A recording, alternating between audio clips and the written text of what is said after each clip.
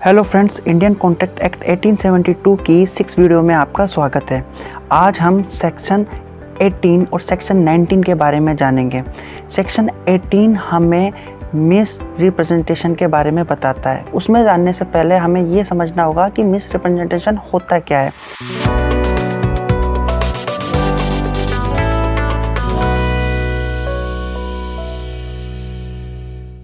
Miss representation ये होता है कि जब कोई एक पार्टी उसको उसकी नॉलेज के अकॉर्डिंग दूसरी पार्टी को कोई ऐसा फैक्ट बताता है जो कि एक्चुअल में फैक्ट होता ही नहीं है, एक्चुअल में सच होता ही नहीं है, वो एक गलत इन्फॉर्मेशन होती है। तो इस टाइप की जो सिचुएशन आती है उसको मिस रिप्रेजेंटेशन कहते हैं। मिस रिप्रेजेंटेशन की 3 सिचुएशन होती है। First, positive assertion of material fact. इसमें क्या होता है कि जब कोई एक पार्टी है वो दूसरी पार्टी को अपनी नॉलेज के अकॉर्डिंग कोई फैक्ट बताती है, बट एक्चुअल में वो फैक्ट होता ही नहीं है, वो स्टेटमेंट गलत होता है।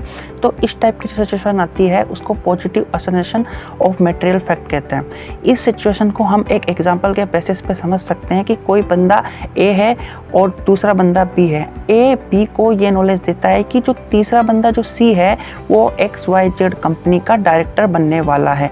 हालांकि ए को ये जो नॉलेज है वो सी ने नहीं बताई है। ए को ये नॉलेज वो कोई अलग बंदा डी के थ्रू उसको ये नॉलेज मिलती है।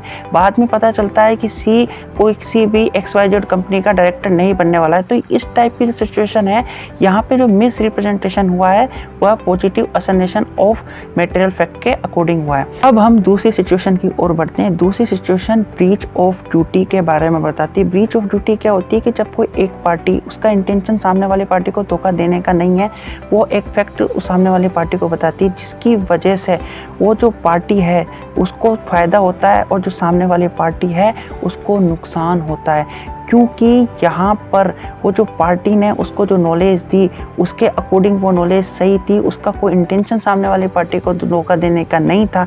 तो इस टाइप का जो मिस रिप्रेजेंटेशन होता है वो ब्रीच ऑफ ड्यूटी की वजह से होता है। तो यहाँ हम देखते हैं कि सेक्शन 18 के क्लोज 1 और क्लोज 2 में मैक्सिमम सिमिलरिटी नज़र आती है। दोनों ही केसेस में जब हम देखते हैं कि जो पार्टी जो सामने वाली पार्टी को जो नॉलेज दे रही है या फिर जो इन्फॉर्मेशन बता रही है वो उसकी बेस्ट नॉलेज के अकॉर्डिंग ही बता रही है। बट यहाँ ये जो कन्फ्यूजन जो क्रिएट हो रहा है इसको हम इस तरीके से क्लियर कर सकते हैं कि जो सेकंड जो क्लोज में उसमें ब्रीच ऑफ ड्यूटी बता रहा है। यहाँ पे पार्टी की एक रिस्पॉन्सिबिलिटी, एक ड्यूटी हो जाती है कि जो वो नॉलेज जो सामने वाली पार्टी को जो इलेबरेट जो नॉलेज कर रहा है ना, उस नॉलेज को वो एक बार इन्वेस्टिगेट करके एक बार से प्रॉपर से चेक करके फिर सामने वाली पार्टी के सामने रखे। क्योंकि यहाँ जो वो नॉलेज सामने वाली पार्टी को दे रहा है ये नॉलेज उसकी ड्यूटी है सामने वाले पार्टी को जो नॉलेज दे वो प्रॉपर से चेक करके और इन्वेस्टिगेट करके ही सामने वाली पार्टी को दे। क्योंकि यहाँ पर ब्रीच ऑफ ड्यूटी जैसा वर्ड यूज़ हो रहा है। इसको हम एक बेस्ट एग्जांपल से समझते हैं कि कोई भी कस्टमर है वो इंश्योरेंस कंपनी में अपना इंश्योरेंस कराने जाता है। जब वो कस्टमर इंश्योरेंस कंपनी को अपनी एज के बारे में बताता है तो उस टाइम पे उसकी नॉलेज के अकॉर्डिंग उसकी एज वो 25 बताता है, पर बाद में पता चलता है कि उस बंदे की जो एज है वो 27 है। तो उस एक जो एज का जो बेनिफिट वो जो लेता है उसकी वजह से जो कस्टमर उसको तो फ़ायदा हो जाता है, बट उस जो इंश्योरेंस कंपनी है उसको नुकसान होता है। तो यहाँ पे जो मिस रिप्रेजेंटेशन जो आ रहा है वो ब्रीच ऑफ ड्यूटी की वजह से आ रहा है। अब हम तीसरी सिचुएशन की तरफ बढ़ते हैं। अब तीसरी सिचुएशन क्या आती है? Causing mistake by innocent representation. Causing mistake by innocent representation क्या है कि जब कोई एक पार्टी है वह कोई भी फैक्ट सामने वाली पार्टी को बताती है, हालांकि वो जो एक पार्टी सामने वाली पार्टी को जो फैक्ट बता रही है वह सच नहीं है। अब उस फैक्ट से इंस्पायर होकर जो सामने वाली पार्टी वो कोई जाके गलती कर देती है। तो इस बेसिस पे जो कॉन्ट्रैक्ट बनता है, इस बेसिस पे जो सिचुएशन क्रिएट होती है उसको mistake causing by innocent misrepresentation कहेंगे। तीसरी सिचुएशन को अब हम एक बेस्ट एग्जाम्पल के बेसिस पर समझ सकते हैं। मान लेते हैं अजय विजय 2 पर्सन है। अजय विजय को ये नॉलेज देता है कि जो XYZ कंपनी है इसको गवर्नमेंट खरीदने वाली है, जिसकी वजह से इस कंपनी का शेयर का प्राइस बढ़ जाएगा। विजय बिना कुछ सोचे समझे एक ही नॉलेज से इंस्पायर होकर जाके उस कंपनी के शेयर खरीद लेता है, पर एक्चुअल में ऐसा कुछ नहीं होता। इवन वो कंपनी और घाटे में चली जाती है और उसको लॉस हो जाता है। तो इस टाइप की जो मिस्टेक कॉन्ट्रैक्ट्स में होती है, इस टाइप की मिस्टेक्स को जो मिस रिप्रेजेंटेशन है उसको causing mistake by innocent miss representation कहते हैं। एंड सेक्शन 18 इतना ही था जिसमें हमें मिस रिप्रेजेंटेशन के बारे में बताया। हमारी प्रीवियस वीडियो के बारे में याद करते हैं कि हमने हमारी प्रीवियस वीडियो में इंडियन कॉन्ट्रैक्ट एक्ट 1872 की सेक्शन 14 के बारे में पढ़ा था, जिसमें फ्री कॉन्सेंट के बारे में बताया था। फ्री कॉन्सेंट किस किस से अफेक्ट होता था? एक तो कोर्जन था, अनड्यू इन्फ्लुएंस, फ्रॉड एक्ट और मिस रिप्रेजेंटेशन।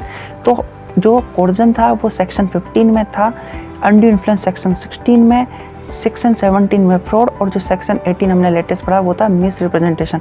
हमने ये सिचुएशन तो पढ़ ली है कि भाई कि फ्रॉड क्या होता है, कोर्जन क्या है, मिस रिप्रेजेंटेशन क्या है या अनड्यू इन्फ्लुएंस क्या है, पर इन सब सिचुएशंस की वजह से ये जो जितने हमने जो 4 सेक्शन पढ़े, इन 4 सेक्शन की वजह से कॉन्ट्रैक्ट पे क्या फ़र्क पड़ता है, कॉन्ट्रैक्ट कब वॉइड होता है, इसके बारे में हमें सेक्शन 19 में पता चलेगा। सेक्शन 19 हमें ये बताएगा कि कब और किस बेसिस पर कौन इस कॉन्ट्रैक्ट को वॉइड कर सकता है। तो सेक्शन 19 पे हम चलते हैं। अब मान लो कोई पार्टी है, उसको फ्रॉड और मिस रिप्रेजेंटेशन के बेसिस पे अपना कॉन्सेंट दूसरी पार्टी को दिया है, तो यहाँ पे जो विक्टिम पार्टी बनती है जिसके कॉन्सेंट पे फ्रॉड और मिस रिप्रेजेंटेशन हुआ है, उसको पूरा राइट होगा, उसको पूरा अधिकार होगा कि वह अपने कॉन्ट्रैक्ट को वॉइड कर सकता है।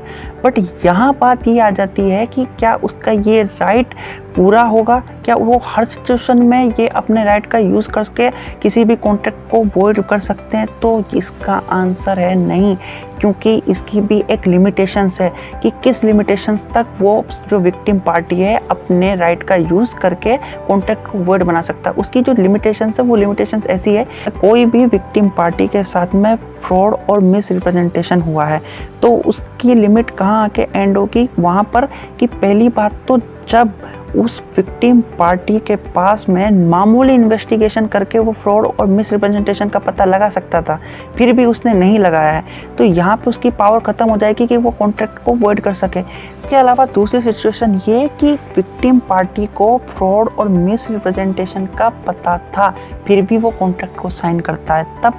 और तीसरी सिचुएशन क्या आती है कि जब फ्रॉड और मिस रिप्रेजेंटेशन विक्टिम पार्टी के साथ हुआ है, फिर भी वो होने के बाद में वो जो कॉन्ट्रैक्ट है उसको पहले वाली सिचुएशन में, कॉन्ट्रैक्ट करने से पहले जो सिचुएशन थी उस स्थिति में, उस सिचुएशन पे नहीं पहुंचा सकता। तो यहाँ इन 3 सिचुएशन पे फ्रॉड और मिस रिप्रेजेंटेशन हो जाने के बाद जो विक्टिम पार्टी है वह कॉन्ट्रैक्ट को वॉइड नहीं कर सकती। यहाँ हमने फ्रॉड और मिस रिप्रेजेंटेशन की कॉमन 3 सिचुएशन पढ़ी, पर मिस रिप्रेजेंटेशन के बेसिस पे होने वाले विक्टिम पार्टी के पास में 3 और लिमिटेशंस आती।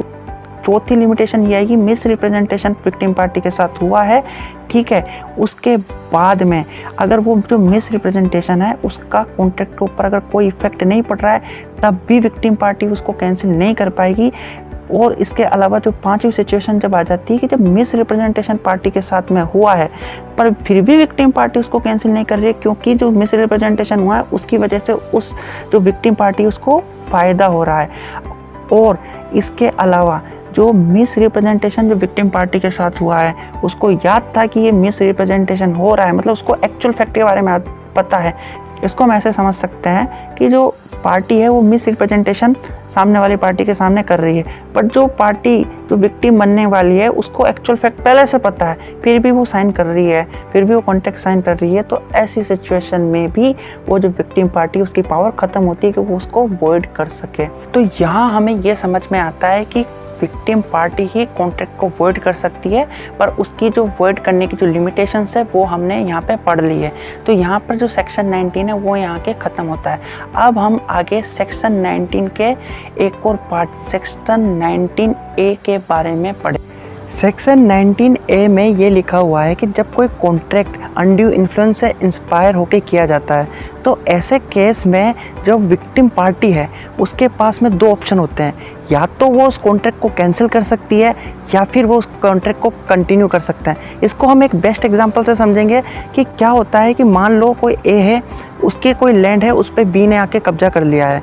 अब बी उसको धमकी देता है कि और उसको वो जो लैंड है बहुत ही कम, जो रीजनेबल प्राइस है उससे कम रेट में उससे साइन करा लेता है।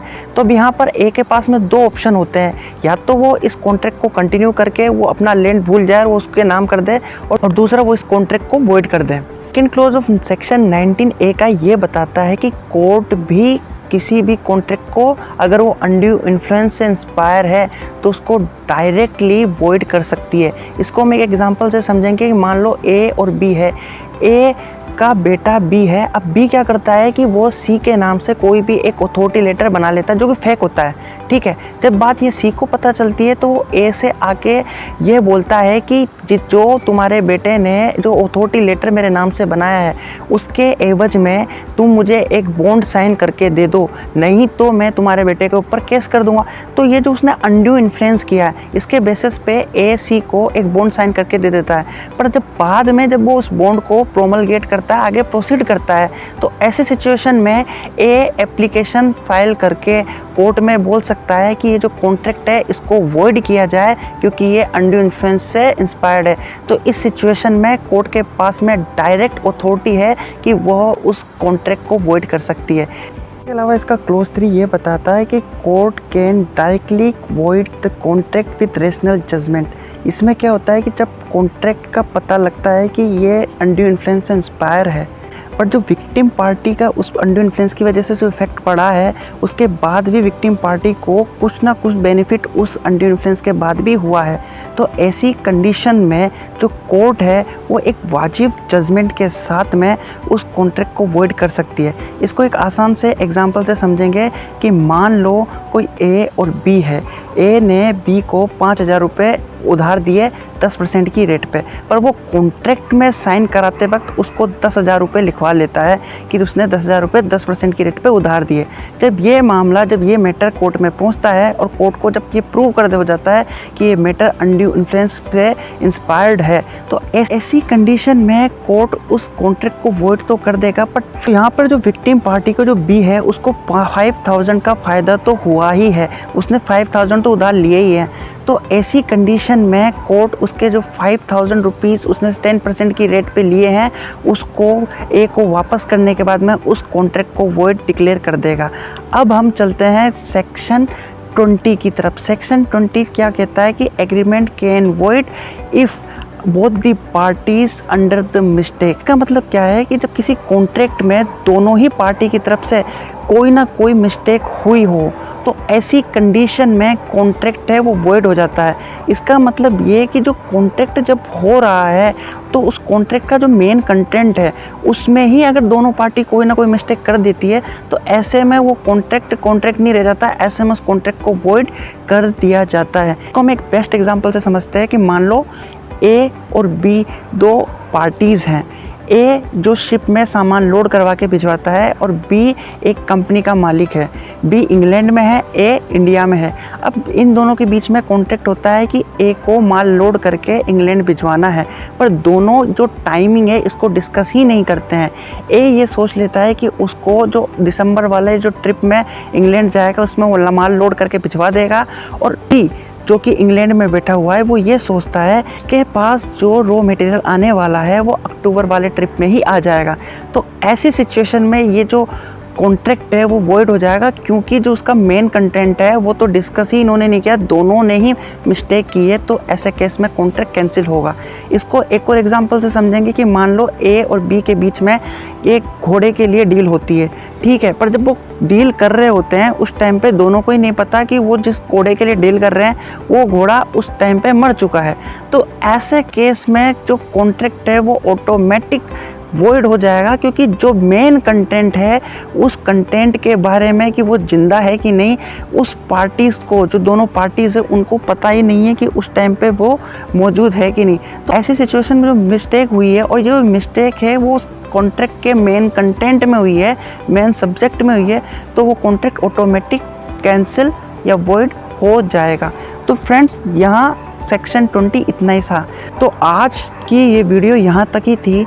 आपको हमारी ये सीरीज़ कैसी लग रही है प्लीज़ कमेंट करके बताएं। अगर आपका कोई सजेशन है तो उसको कमेंट करें, वीडियो को लाइक करें और इसको ज़्यादा से ज़्यादा शेयर करें ताकि लोगों को इसके बारे में पता लग सके। Thank you for watching.